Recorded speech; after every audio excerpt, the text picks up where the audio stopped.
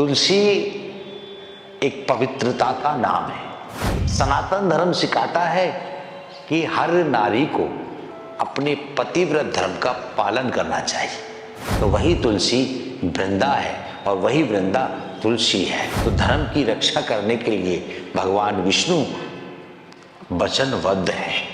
धर्म की रक्षा के लिए भगवान विष्णु ने रूप धारण किया था। उसने भगवान नारायण को श्राप दे दिया, जाओ आप पत्थर हो जाओ। तब से वृंदा और शालिग्राम की प्रतिवर्ष विवाह का आयोजन किया जाता है। बोलिए सच्चिदानंद भगवान की जय।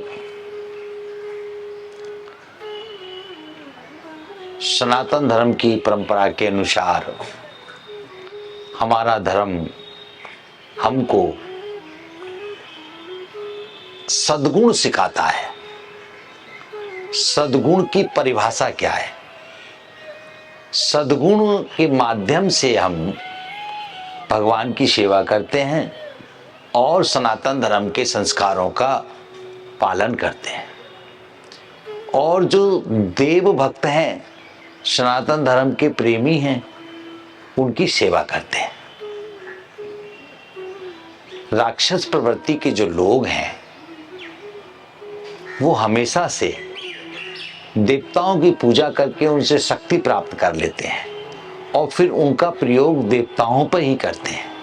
और देव प्रवृत्ति के जो पुरुष हैं वो शक्तियां प्राप्त करके समाज की सेवा करते हैं। ऐसी एक कथा आज मैं आपके सामने प्रस्तुत कर रहा हूं। तुलसी एक पवित्रता का नाम है। तुलसी वो व्यक्तित्व है जिसको भगवान विष्णु, भगवान नारायण अपने हृदय में धारण करते हैं। जलंधर नाम का एक असुर, जिसका विवाह वृंदा नाम की कन्या से हुआ। वृंदा पूर्ण पतिव्रता थी, पतिव्रत धर्म का पालन करती थी। सनातन धर्म सिखाता है कि हर नारी को अपने पतिव्रत धर्म का पालन करना चाहिए। यदि वो पतिव्रत धर्म का पालन करती है तो वो अपने पति को समस्त संकटों से बचा सकती है।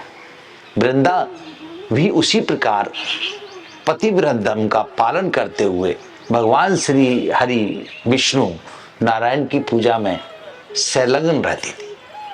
पूजा का इतना तप मिला, पूजा से इतना आशीर्वाद मिला, पूजा से इतना वरदान मिला कि अखंड सौभाग्यवती रहने का उसको आशीर्वाद भगवान से प्राप्त हुआ।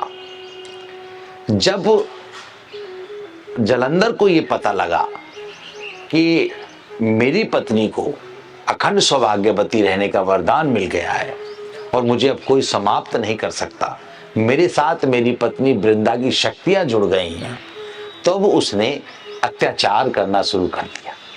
देवताओं पे अत्याचार, भक्तों पर अत्याचार, पृथ्वी पर समस्त जीवों पर अत्याचार करना प्रारंभ कर दिया। उसके अत्याचार को देख करके पृथ्वी कांपने लगी। सभी देवता भयभीत होने लगे। देवताओं ने मिलकर के भगवान शंकर से प्रार्थना की, क्योंकि जलंधर भगवान शंकर का ही अंश था। भगवान शंकर ने कहा ये मेरा अंश है, इसलिए इसको मैं समाप्त नहीं कर सकता, नारायण से आप प्रार्थना करें। तो भगवान नारायण से प्रार्थना की। सभी देवताओं ने जब नारायण से प्रार्थना की तो नारायण ने कहा इसको पत्नी, इसकी जो पत्नी है वृंदा, वो पतिव्रता है, उसको वरदान है, इसलिए इसको कोई समाप्त नहीं कर सकता जब तक उसकी तपस्या पूर्ण है। वो अनुष्ठान में बैठी हुई है, ये देवताओं से युद्ध कर रहा है, इसलिए भगवान शंकर का ये अंश, इसको भगवान शंकर और भगवती दोनों मिलकर समाप्त कर सकते हैं।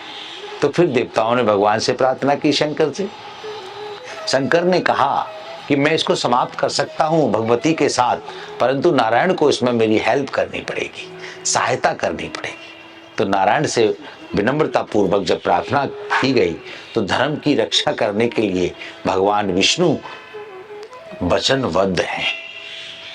उन्होंने वचन दिया है कि मैं जब भी धर्म पर कभी कोई कुठाराघात होगा या धर्म को कोई समाप्त करने का प्रयास करेगा, ऐसे राक्षसों का, ऐसे दुष्टों का वध करने के लिए मैं उपस्थित रहूंगा।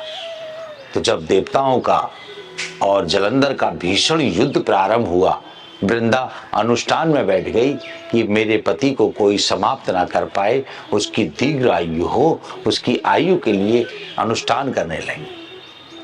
भगवान विष्णु ने देवताओं की प्रार्थनाओं को सुनकर के योग माया के द्वारा जलंधर का रूप धारण कर लिया और वृंदा के सामने प्रकट हो गए।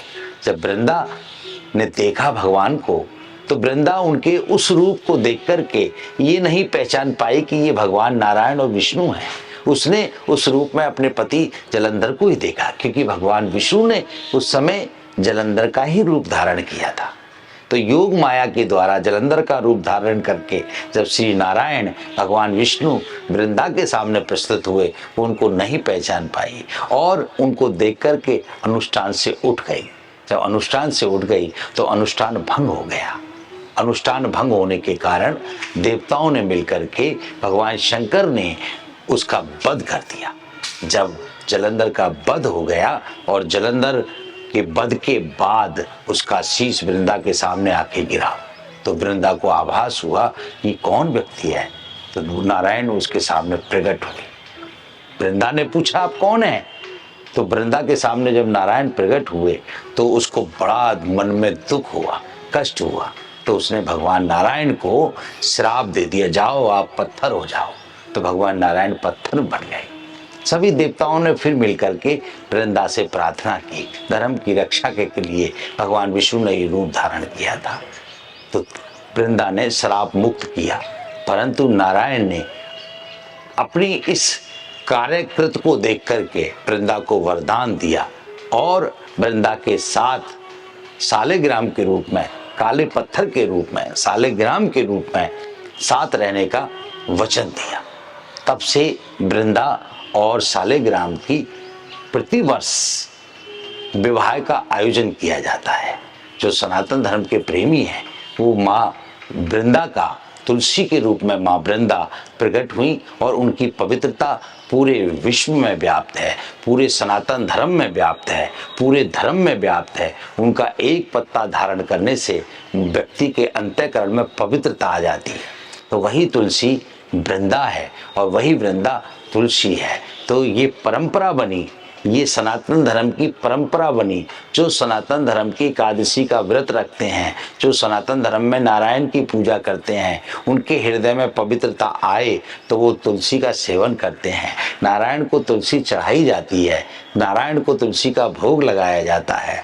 तो अभी तुलसी विवाह का समय आ रहा है। तुलसी का विवाह पवित्रता का संकेत है। तुलसी और सालिग्राम का विवाह पवित्रता का संकेत है, सनातन धर्म का संकेत है। जो तुलसी विवाह में अपना योगदान करते हैं, जो तुलसी विवाह कराते हैं, उनके घर में सुख शांति का वास रहता है। उनके घर की नारियां पतिव्रत धर्म का पालन करती हैं और उनके यहाँ पवित्रता पूर्ण रूप से धारण हो जाती है। जय तुलसी मैया।